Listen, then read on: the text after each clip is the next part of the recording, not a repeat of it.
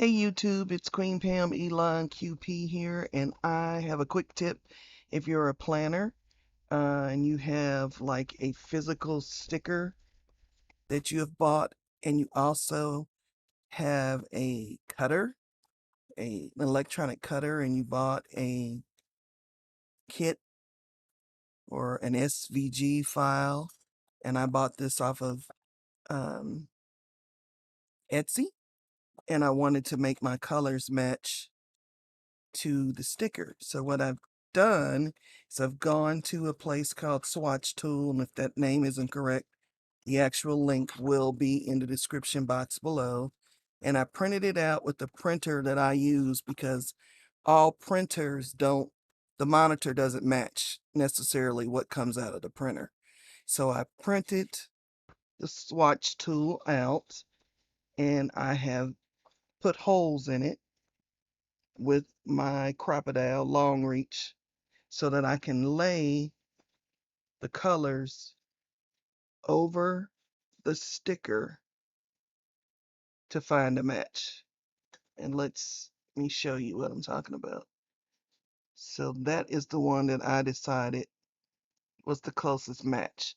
And on the swatch tool, when you put the check mark in this little box here that you'll see on your computer screen, up will pop the RGB. I never get that straight. Whichever the numbers that your computer will not need to set the colors. So then I went into the Silhouette Studios um, software, and you can change the color. I input the RGB numbers for this color. This is Copic. Yeah, I didn't do this well at all. But this is the Copic marker color chart. They also have a Prismacolor one, but with the Prismacolor one, I could not find the RBG codes, and that is really what I was looking for. So you can do it this way. You can use Pantone, and you have to go to another website, which I will link to get the numbers, and I think they come in hex numbers, which you can also use in your Silhouette Studio software to tell it what color to print. And there is a third one that I don't have here, but I will also put a link to it. It was 500 colors that you could print out and then use it to overlay your actual physical sticker so that you can create your own sticker.